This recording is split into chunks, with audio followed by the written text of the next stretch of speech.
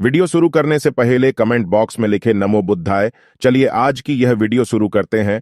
एक गुरु का शिष्य बहुत बातूनी था।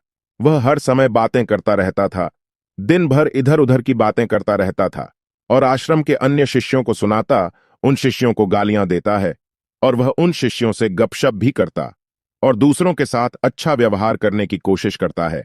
अपने मुंह से अपनी प्रशंसा करता रहता है और हमेशा अपने आप को गुरु के सामने सबसे बुद्धिमान और सिद्ध शिष्य साबित करने की कोशिश करता है।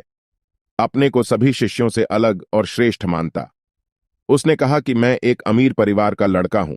अगर मैं चाहता तो एक आरामदायक और शानदार जीवन जी सकता था, लेकिन मैं वह सब छोड़कर यहां आया क्योंकि मुझे सच्चाई की तलाश है। मैं खुद को जानना चाहता हूं, मैं जीवन को जानना चाहता हूं, इसलिए मेरा यज्ञ सबसे बड़ा है। एक दिन गुरुजी ने सभी शिष्यों को आश्रम में बुलाया और कहा कि आप सभी को अगले 1 महीने तक कुछ संकल्प लेना है। इससे आपका संकल्प मजबूत होगा और आप में आत्मबल का संचार होगा। आप सभी अपनी क्षमता के अनुसार कोई भी संकल्प ले सकते हैं और 1 महीने के पहले आप में से जो कोई भी अपने संकल्प को भंग करता है, वह अपनी पुरानी दिनचर्या में वापस चला जाएगा। सभी शिष्यों ने अपनी शक्ति के अनुसार बड़े या छोटे संकल्प लिए और गुरु को अपना संकल्प बताकर वहां से चले गए। लेकिन बातूनी शिष्य अपने को सबसे अलग और बड़ा दिखाना चाहता था। तभी वह गुरु की झोंपड़ी में पहुंचा और बोला कि मुझे कोई छोटा संकल्प नहीं करना है, बल्कि अपने जैसा कोई बड़ा और महान संकल्प करना है। कृपया बताएं कि मैं कौन सा संकल्प लूं। उस बातूनी शिष्य की बात सुनकर गुरु मुस्कुरा दिए और कहा, क्या तुम मेरे द्वारा दिए गए संकल्प को पूरा कर पाओगे? क्या तुम्हारे लिए उसे पूरा करना संभव होगा? नहीं, यह तुम्हारे लिए संभव नहीं है।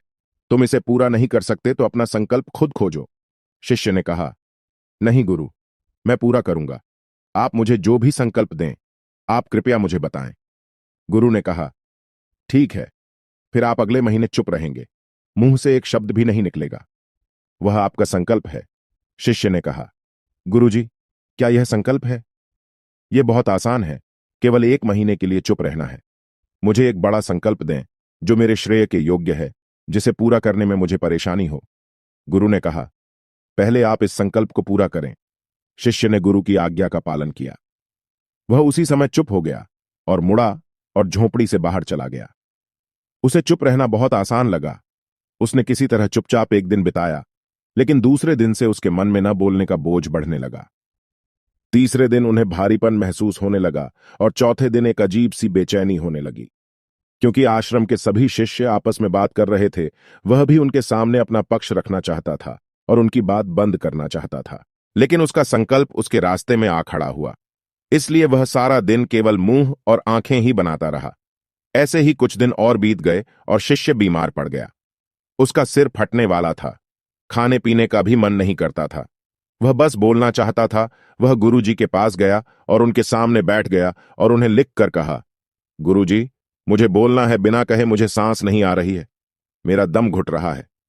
मैं अंदर से पागल हो रहा हूं। मैं क्या कर सकता हूं? क्या मुझे अपने संकल्प तोड़ देना चाहिए?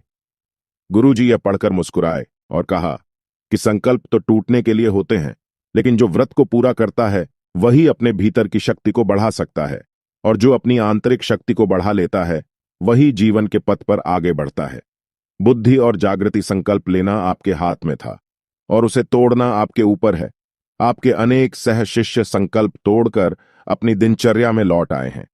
अगर आप ऐसा नहीं कर पा रहे हैं तो आप अपने संकल्प को तोड़ भी सकते हैं और अपनी पुरानी दिनचर्या में वापस जा सकते हैं। लेकिन याद रहे, अगर आज आप इस छोटे से संकल्प को संभाल नहीं पा रहे हैं तो बाकी जिंदगी कैसे संभालेंगे? मुझे शक है। बाकी फैसला पूरी तरह तुम्हारे हाथ में है गुरुजी। इतनी बात कहकर वहां से चले जाते हैं और वह शिष्य खुद को अपनी झोपड़ी में बंद कर लेता है। वह कभी कभी झोपड़ी से बाहर आ जाता, केवल अपने आवश्यक कार्यों के लिए। बाकी समय वह कुटिया के अंदर ही बैठा रहता था। 15 दिन बीत चुके थे और आश्रम के सभी छात्रों का संकल्प लगभग टूट चुका था। लेकिन उस बातूनी शिष्य का संकल्प अभी भी चल ही रहा था कि प्रतिज्ञा लेने के बाद से वह एक शब्द भी नहीं बोला। पूरा आश्रम हैरान था कि इतना बोलने वाला शिष्य चुप कैसे हो गया। 15 दिन बाद वह अपने गुरु के पास गया और लिखित में कहा कि हे गुरुजी, मैं बाहर से चुप हूं, लेकिन मेरे अंदर कई आवाजें हैं। बहुत रोना और शिकायत है। मैं अंदर ही अंदर बात करता रहता हूं। मेरा मन तरह तरह के सवाल करता रहता है। बाहर से जितना शांत हूं, भीतर उतना ही कोलाहल है। मुझे संदेह है कि मेरा संकल्प अभी भी कायम है या नहीं, क्योंकि उसे बोलने की आदत है। गुरुजी कहते हैं आप बाहर से भले ही खामोश हों, लेकिन अंदर ही अंदर बोलते रहते हो। आपको इन बातों और आवाजों से दूर जाना होगा। शिष्य गुरु को प्रणाम करके चला जाता है और भोर होते ही वह अपनी कुटिया छोड़कर जंगल में चला जाता है। कई दिन बीत जाते हैं और संकल्प का समय भी पूरा हो जाता है, पर वह शिष्य वापस नहीं आता। आश्रम में सभी को डर था कि जंगली जानवरों ने उसे खा लिया है। इस दौरान लोगों ने उसे खोजने का काफी प्रयास किया, लेकिन वह कहीं नहीं मिला। गुरु के सभी शिष्यों ने स्वीकार किया था कि जंगली जानवरों ने उन्हें अपना शिकार बनाया है, लेकिन गुरुजी को ऐसा नहीं लगा। एक दिन आश्रम का एक शिष्य गुरु के पास आया और बोला, गुरुजी, बातूनी शिष्य को क्या हुआ? जानवरों ने उसे मार डाला होगा। गुरु ने कहा, हो सकता है जानवरों ने उसका शिकार किया हो, लेकिन उसके न लौटने का कोई और कारण हो सकता है। हो सकता है कि वह जिस चीज के लिए वहां गया था वह मिल गया हो। शिष्य ने पूछा कि क्या ज्यादा बोलना हानिकारक है? गुरु ने कहा, यह भी मानव जीवन के कई दुखों में से एक है कि वो कभी चुप नहीं रह सकता, वो हमेशा कुछ ना कुछ कहता रहता है। हमारा आधे से ज्यादा दुख हमारे अकेले बोलने से होता है। ज्यादातर परिवारों के झगड़े की वजह हमारी बेवजह की बातें होती हैं। हम में से कोई भी चुप नहीं रहना चाहता। हम सिर्फ सामने वालों से कहना चाहते हैं जो कुछ भी हमारे मन में है। हम उसे समझाना चाहते हैं कि आप गलत हैं और मैं सही। यह कहां तक उचित है, क्योंकि दूसरा भी वही कर रहा है। और इस तरह सब एक दूसरे को कुछ ना कुछ सुनाते रहते हैं और समय के साथ साथ उन्हीं बातों की परतें गिनते रहते हैं, और इस तरह सुनने सुनाने का यह काम जीवन भर चलता रहता है। लेकिन इस अज्ञानता में हम अपना समय, अपना जीवन, अपनी समझ और सबसे महत्वपूर्ण वह अनमोल क्षण खो देते हैं जिसे जिया जा सकता है, जिसका अनुभव किया जा सकता है, जिसमें आनंद पाया जा सकता है। लेकिन बदले में हमें क्या मिलता है? कुछ भी नहीं। सब व्यर्थ जाता है। हम इस पागलपन में कहां खो चुके हैं? केवल कुछ लोगों को पता चलता है, बाकी लोगों को उनके आने का पता नहीं है, जैसे उन्हें उनके जाने का पता नहीं है। शिष्य ने कहा, फिर क्या इसका समाधान है? गुरु ने कहा कि आपके विचारों को पूरी जागरूकता के साथ देखना ही सभी मानसिक समस्याओं से बचने का एकमात्र तरीका है। दोस्तों, वर्तमान में रहें और पूरी सजगता के साथ अपना काम करें। अगर आप यह वीडियो अभी तक देख रहे हैं तो कमेंट बॉक्स में लिखे नमो बुद्धा और वीडियो लाइक कर दे। अब चलते हैं कहानी में आगे। उस बातूनी शिष्य को आश्रम छोड़े हुए 3 महीने बीत चुके थे, पर उसका कोई समाचार न था। अब तक सब सहशिष्य भी उसके लौटने की आशा छोड़ चुके थे, लेकिन एक दिन वह आश्रम लौट आता है। उसे देखकर सभी चकित और प्रसन्न हुए, लेकिन अब वह बोलने वालों में से नहीं था। वह कुछ और के रूप में वापस आया। उसमें एक अजीब परिवर्तन महसूस किया जा सकता था। उसके चेहरे पर एक अजीब सा भाव था और उसकी आंखों में बड़ा सुकून था। आश्रम में आते ही सभी शिष्यों ने उन्हें चारों ओर से घेर लिया और बात करने लगा। उसने अपने भाइयों से भी बात करना शुरू कर दिया। जितने भी शिष्य उससे बात करते थे, उन्हें लगता था कि वह पहले की तरह बड़बोले और बातूनी नहीं है।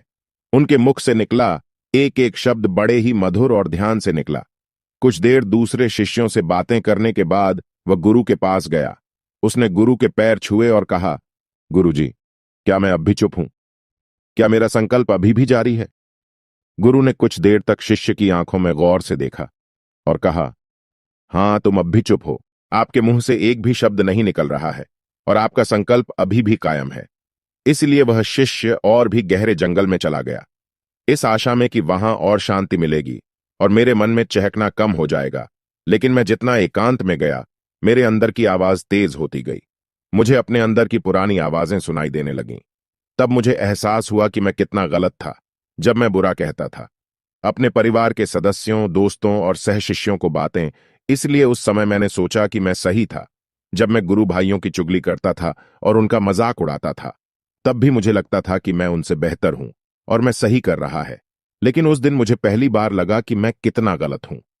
बहुत देर तक ये आवाजें, ये शिकायतें मेरे अंदर चलती रहीं, लेकिन धीरे धीरे मेरे अंदर से ये सारी आवाज चली गई।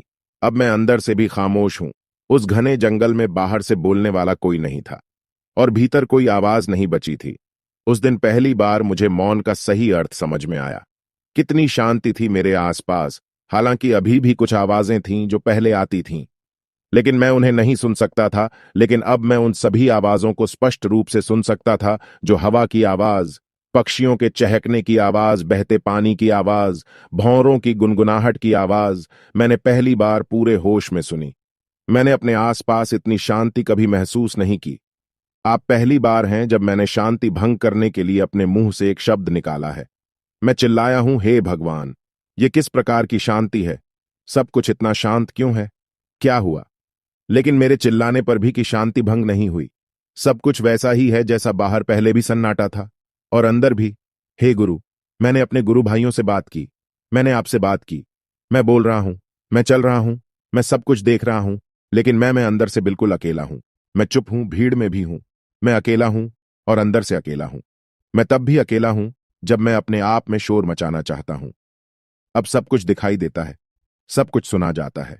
गुरु ने कहा, जब तक बाहर बातें करते रहेंगे, भीतर अशांति होगी। जिस दिन हम अपने भीतर की ओर मुड़ेंगे, तो हमारे मुंह से जो भी निकलेगा, हम शांत रहेंगे। दुनिया में जितनी भी बुराइयां हैं, वे ज्यादातर हमारे बोलने से ही पैदा होती हैं, क्योंकि हम चुप नहीं रहना चाहते। हम जरूरत से ज्यादा बात करते हैं।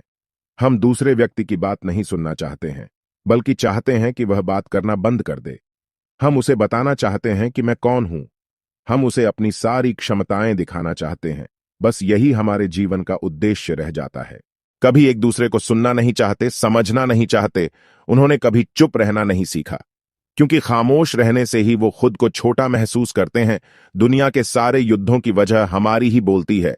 इसलिए हमें उतना ही बोलना चाहिए जितना जरूरी हो, क्योंकि बेकार की बातें करने से ऊर्जा बर्बाद होती है, और बोलने से हम कभी अंदर की ओर नहीं मुड़ते, क्योंकि वो हमें बाहर की ओर खींचती रहती है। और क्या क्या इस दुनिया के अलावा कोई बाहर है?